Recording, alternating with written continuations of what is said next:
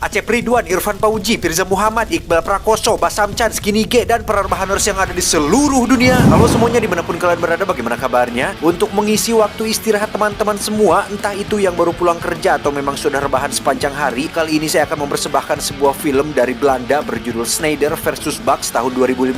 Secara alur cukup sederhana, tapi saya pastikan film ini sangat unik dan sedikit komedi, seru banget pokoknya. Untuk itu langsung saja pasang handsfree, simetriskan pusar rebahan, kencangkan celana dalam, selamat menonton dan...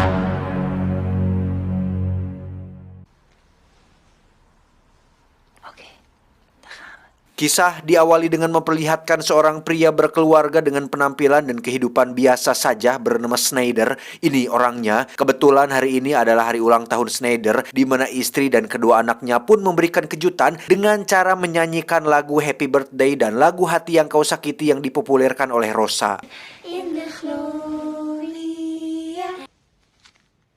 Dankjewel. Alih-alih ingin merayakan hari bahagia bersama keluarga, Snyder justru dihubungi oleh atasannya atau bosnya untuk melakukan sebuah pekerjaan yang dimana Anda akan sedikit dibuat terkejut saat mengetahui bahwa Snyder adalah seorang pembunuh bayarin. Het is een spoedgeval.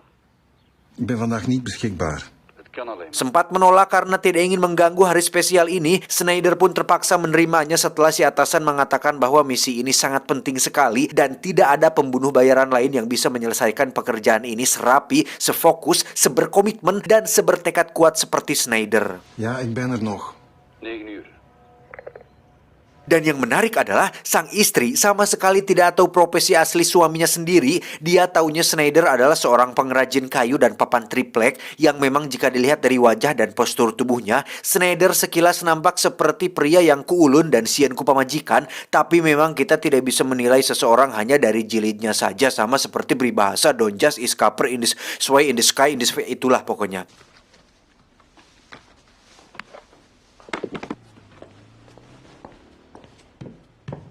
Snyder pun terlihat sudah berada di kantor sang atasan yang bernama Mertens. Ini bebenguknya, beliau menjelaskan tentang targetnya kali ini yang ternyata adalah seorang pembunuh bayaran juga bernama Ramon Bugs, tapi biasa dipanggil Bugs, tidak pakai as. Bugs diketahui telah membunuh anak-anak dan melanggar kode etik asosiasi pembunuh bayaran, sehingga dia dinyatakan harus dieksekusi tepat hari ini juga, yang mana saat ini dia tinggal di sebuah pondok di tengah danau dan tinggal sendirian dengan profesi samarannya, yakni sebagai seorang penulis novel.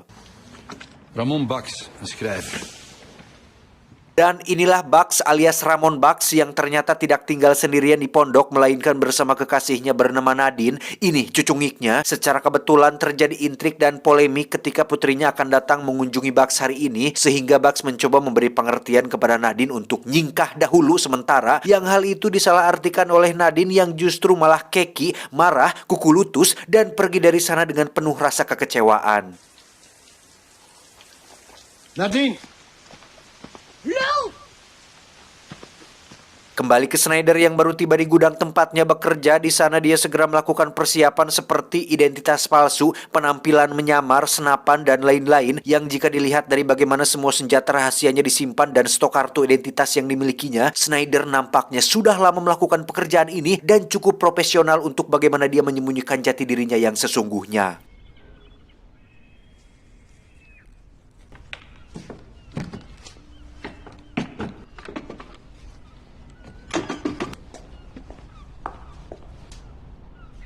Bugs sendiri kedatangan seorang tamu yang ternyata adalah putrinya yang datang sesuai janji tadi pagi. Dia bernama Francisca. Berbanding terbalik dengan kehidupan Snyder yang bahagia, punya keluarga utuh dan hidup normal di perumahan. Meskipun mereka berdua memiliki profesi yang sama, Bugs faktanya tidak memiliki kehidupan bahagia akibat tidak bisa mengendalikan diri terhadap kecanduannya pada narkotika dan alkohol. Nog steeds?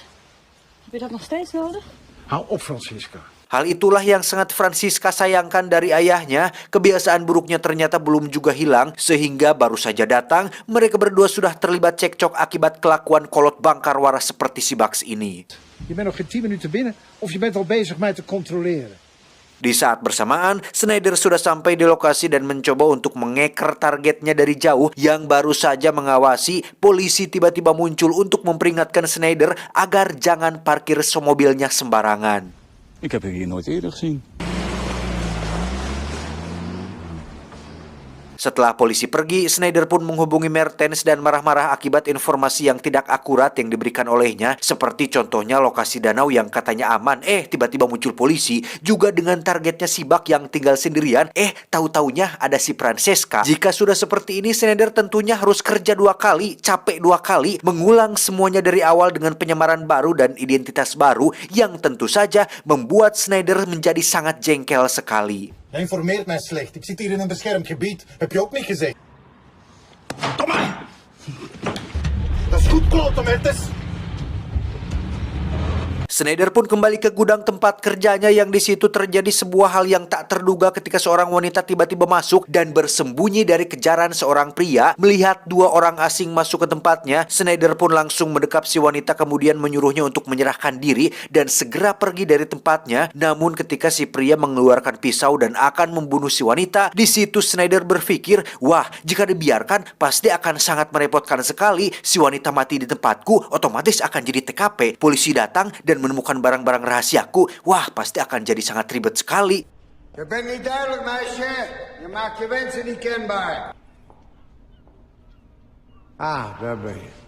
Alhasil, Schneider pun memutuskan untuk memukul si pria hingga tak sadarkan diri. Lantas dibawalah mereka berdua ke tempat sepi untuk dibuang di sana, yang pada saat bersamaan muncullah sebuah ide untuk menyamar menjadi pria tersebut, sehingga Schneider tidak perlu repot-repot lagi menyamar menjadi orang lain untuk menjalankan aksinya.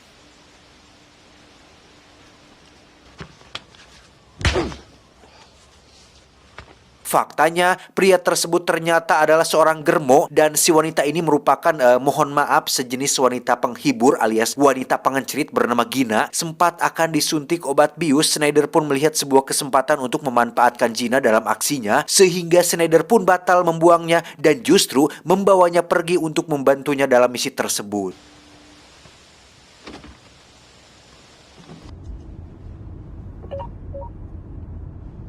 Bak sendiri semakin dibuat pusing oleh Francisca yang semakin ngambek dan mengurung diri di kamar mandi. Tak lama muncullah telepon dari bosnya alias atasannya yang ternyata adalah Mertens. Dan betapa menariknya konflik ini ketika kita akan mengetahui fakta sebenarnya yang sedang terjadi. Karena ternyata Mertens menganggap jika Schneider dan Bugs adalah pembunuh bayaran yang jenius dan berbahaya, yang jika berkhianat maka akan sangat berbahaya sekali dan berpotensi bisa mengancam manajemen pembunuh bayaran yang dibangunnya. Sehingga Mertens bermaksud ingin melenyapkan mereka berdua secara bersamaan dengan cara membuat mereka berdua saling bunuh satu sama lain, di mana Mertens menggunakan alasan yang sama kepada Schneider dan Bugs bahwa masing-masing dari mereka telah membunuh anak-anak dan telah melanggar aturan asosiasi yang membuat keduanya pantas untuk mati, dan itu sangat julid sekali. Hoeveel tijd heb ik nog? Ik weet het niet. 3 kwartier, een half uur? Tak lama, Bugs pun dikejutkan dengan kaburnya Francisca ke tengah hutan melalui rawa yang dipenuhi dengan alang-alang, sehingga Bugs terpaksa harus asruk-asrukan di antara para Bdoma seperti Kingres dan Eri, yang tentu saja membuat pakaiannya kotor dan itu sangat mengeriuhkan sekali. Francisca!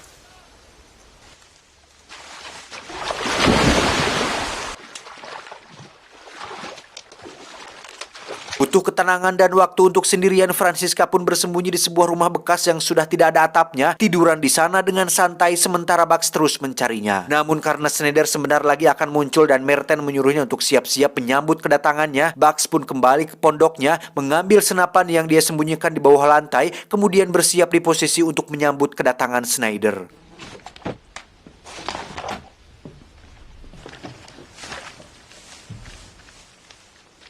Di saat bersamaan, Mertens pun melakukan tindakan ceroboh ketika dirinya tak sengaja mengirim SMS yang ditujukan untuk Bugs ternyata terkirim kepada Schneider, yang alhasil Schneider pun menjadi sadar jika Mertens telah menjebaknya dan bermaksud untuk membunuhnya dengan cara menugaskan misi palsu ini. Vuile klootzak.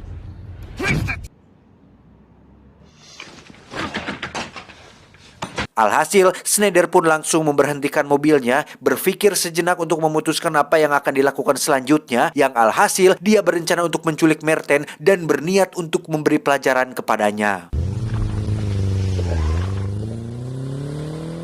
Kembali ke Bugs yang masih di posisi menunggu kedatangan Schneider, yang datang ternyata bukanlah dia melainkan seseorang yang sangat tidak diharapkan untuk muncul di saat-saat riuh seperti ini. Ya, Bugs pun kedatangan ayahnya yang sudah abah-abah bersama kekasih kecilnya yang masih berusia belia bernama Lucy. Ini pematuknya, alih-alih ingin mengunjungi Bugs dan Francisca cucunya, si abah jelas datang di saat waktu yang tidak tepat, sehingga Bugs langsung menyuruh mereka berdua untuk masuk ke kamar dan menguncinya dari luar sampai urusannya dengan Schneider selesai. Bugs pun kembali ke posisi dan curiga kepada seseorang yang sedang berada di atas perahu, namun tak lama terdengar suara teriakan Francisca yang ternyata tersesat dan tak tahu jalan pulang. Lantas Bugs pun kembali ke pondok untuk meminta tolong si abah mencari cucunya Francesca, sementara dirinya akan kembali ke posisi untuk melanjutkan urusannya. Denk jij dat je mij zomaar een moeras in kon sturen? Ja, dat denk ik.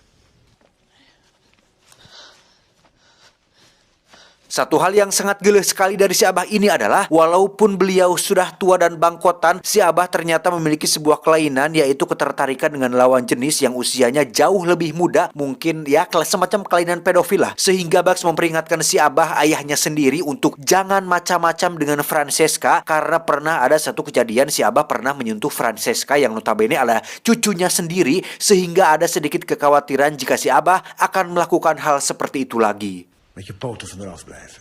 Als je er aanraakt, sla ik je dood.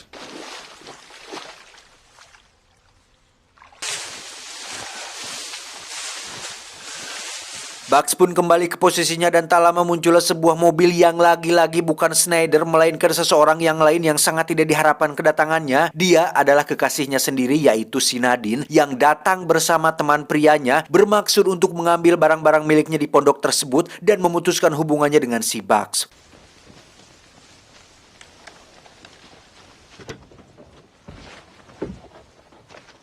Sampai di dalam, Nadine dan teman prianya tidak hanya mengambil barang-barang miliknya saja, melainkan barang-barang milik Bugs juga, yang sudah jelas bahwa si Nadine dan temannya bermaksud untuk menjarah isi pondok tersebut. Namun aksinya harus gagal ketika Bugs tiba-tiba muncul dan menembak jempol si teman pria.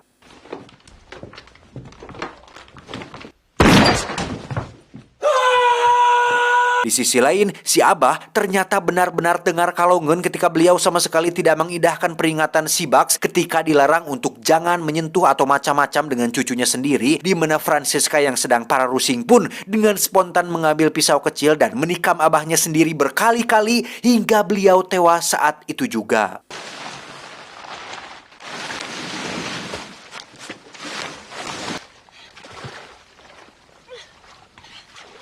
Setelah menyembunyikan jasad abahnya, Francesca pun berhasil kembali ke pondok setelah asuruk-asurukan di antara rawa. Di hadapan Bugs, Francesca pun menceritakan tentang abahnya yang cunihin dan berniat untuk mengembat cucunya sendiri, sehingga Francesca terpaksa membunuhnya dan menyembunyikan jasadnya di dalam lumpur.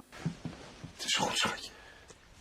Opa is een klootzak. Selanjutnya, Bugs pun mengusir semua orang dari pondoknya termasuk Francesca karena tidak ingin melibatkan mereka semua dalam urusannya yang belum selesai dengan Schneider. Namun untuk Francesca, dia tentu saja tidak ingin pergi setelah mengetahui bahwa akan ada seseorang yang membunuh ayahnya, sehingga Bugs terpaksa menceritakan tentang profesi aslinya yang seorang pembunuh bayaran, yang hal tersebut ternyata tidak membuat Francesca menjadi takut atau ilfeel dan justru ingin membantu ayahnya untuk membunuh si Schneider.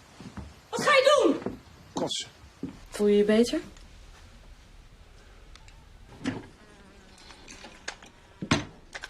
Kembali ke Schneider yang sudah sampai di lokasi dengan membawa Merten di dalam bagasi. Merten pun diikat di perahu dengan jubah hitam, kemudian kepalanya diberi lem dan dipakaikan topi hitam supaya menempel, lalu disuruh untuk pergi ke tempat terbuka sehingga Bugs akan mengira jika Merten adalah Schneider.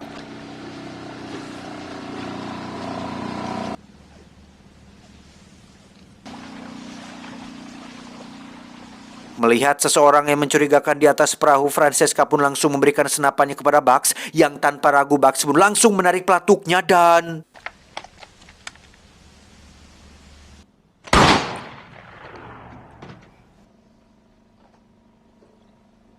Ketika diperiksa, alangkah terkejutnya Bugs ketika melihat orang yang dia bunuh ternyata adalah Merten, bosnya sendiri, di mana Bugs akhirnya sadar jika Merten sengaja menjebak Schneider dan dirinya untuk saling bunuh tanpa alasan, sehingga Bugs menganggap jika urusan ini sudah selesai dan dirinya tidak perlu lagi susah payah untuk membunuh Schneider.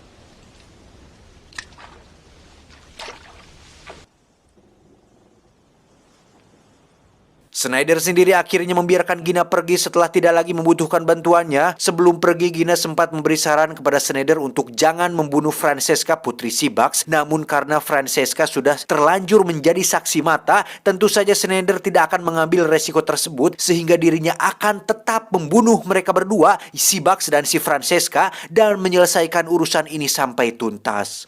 Ik had op zijn minst overwegen. Francesca yang masih ngadodoho pun nyaris saja tewas ketika Snyder melepaskan tembakannya. Francesca pun lari ke ruangan belakang dan keluar dari pondok melalui jendela, kemudian masuk ke dalam mobil yang di situ ada Bugs yang sudah menunggunya.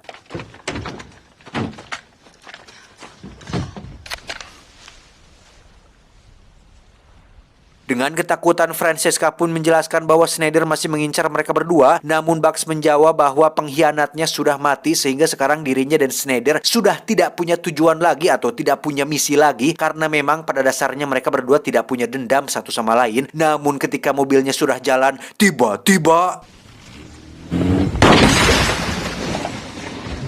ya, Snyder pun berhasil menembak kaca mobilnya sehingga Bugs akhirnya percaya jika Snyder masih ingin membunuhnya. Bugs pun turun dari mobil dan berniat untuk kabur ke dalam alang-alang. Tetapi Snyder yang lebih cerdas pun segera pindah posisi dan langsung mengekernya sehingga Bugs berhasil ditembak jatuh saat itu juga.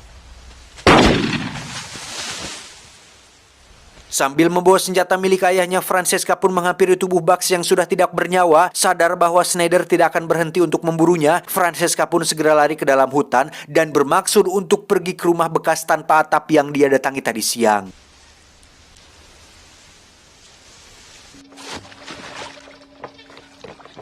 Snyder yang kehilangan jejak Francesca pun terpaksa belusukan ke dalam hutan, di mana pada satu titik dia pun melihat sesuatu yang bergerak di balik pohon sehingga dirinya langsung menarik pelatuk dan berhasil membuat jatuh target tersebut.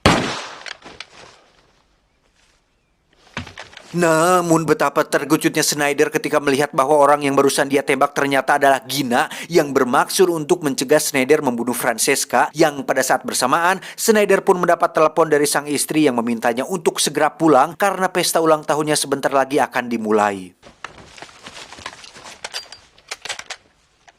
Sampai di rumah bekas tempat Francesca bersembunyi, Snyder pun melihat laras senapan yang nyolong kodor tepat di jendela. Lantas direbutlah senapan tersebut dengan mudah, yang pada titik ini Francesca benar-benar tidak punya kesempatan selain pasrah dan menyerahkan dirinya untuk dibunuh. Dan entah apa yang ada di pikiran Francesca, Snyder benar-benar dibuat terkejut tatkala melihat Francesca sudah bubulucun tanpa benang satu helai pun, benar-benar telanjang, tidak ada satupun pakaian yang menutupi tubuhnya. Yang hal tersebut justru menandakan bahwa Francesca benar-benar sudah pasrah dan tidak punya harapan lagi selain ingin hidup. Yang pada akhirnya Snyder yang masih punya hati nurani pun akhirnya berubah pikiran, karena dengan pasrahnya Francesca itu sudah cukup membuktikan bahwa dia tidak akan buka suara mengenai kejadian ini. Setelah semua selesai, Snyder pun kembali ke tempat kerjanya, mengganti pakaian dan pulang kembali ke rumahnya, yang di situ sudah banyak kerabat yang menunggu untuk merayakan hari ulang tahunnya. Tamat, ending yang cukup membagongkan.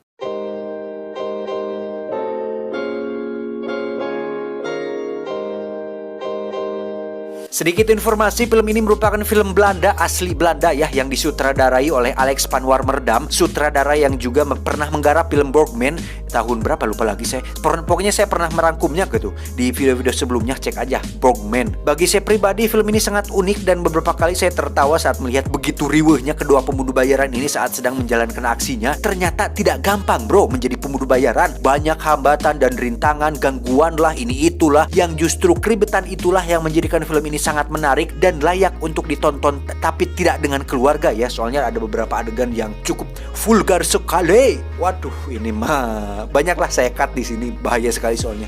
Dolar kuning. Pesan yang bisa kita ambil agak sedikit keluar dari tema dan konteks film ini, bahwa kita boleh berharap tapi tidak bermimpi kosong. Cobalah untuk menjadikannya kenyataan walau tidak sempurna. Saya John, mewakili direksi yang bertugas, mengucapkan terima kasih dan sampai jumpa di video selanjutnya.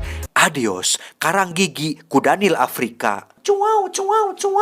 By the way, anjir kok BTW, ini kok by the way. Ngomong-ngomong saya belum mengucapkan minal aidin ya kepada teman-teman semua rebahaners. Saya minal aidin wal faidin, mohon maaf lahir dan batin ya, maaf kalau saya sering salah dan suka berbicara sembarangan gitu di luar film, di luar konteks film, sering bicara ngawur dan bicara kasar. Mohon maaf kalau ada salah-salah kata ya selama 1 tahun ini. Dan sekaligus juga saya ingin berterima kasih kepada teman-teman semua yang sudah setia menemani IQ 7 sampai 3 juta lebih subscriber ini ya. Sudah 2 tahun, 3 tahun, apa 2 tahun ya alur film ini, channel ini teh. Pokoknya terima kasih buat teman-teman semua ya. Mohon maaf dan apalagi ya, selamat liburan lah bagi yang mudik, liburan bersama keluarga gitu. Ini kan masih suasana minal atau apa, suasana Idul Fitri gitu, masih suasana lebaran lah. Pokoknya hati-hati yang liburan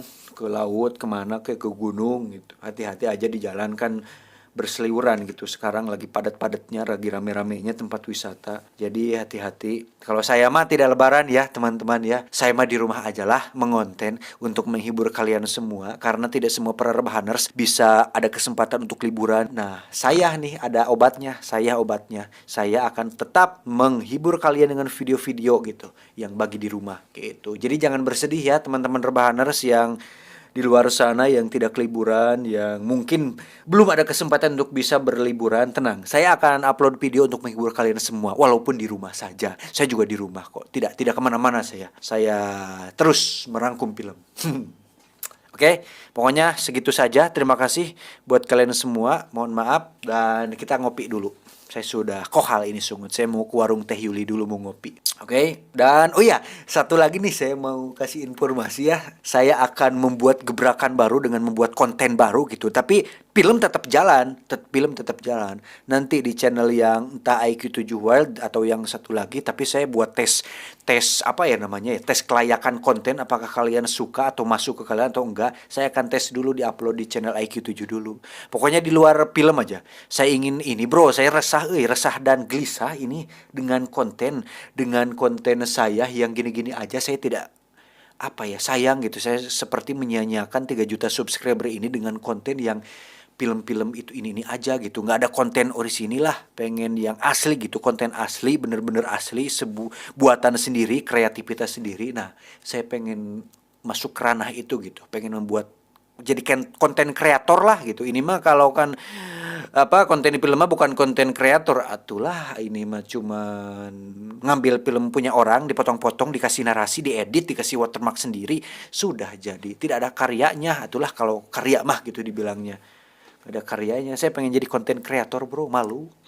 Biar diundang ke mana. Udahlah ya, gitu aja ya. Pokoknya tunggu aja konten terbaru saya. Saya akan upload di IQ7 dulu buat ngetes seberapa antusiaskah kalian. Kalau memang konten baru ini banyak yang menonton dan antusias kalian besar gitu, saya akan lebih fokus. Bukan lebih fokus sih, saya akan lebih garap, lebih serius gitu. Tapi tidak di sini nanti, di channel lain. Oke? Sehat-sehat buat kalian. Bye-bye. I love you.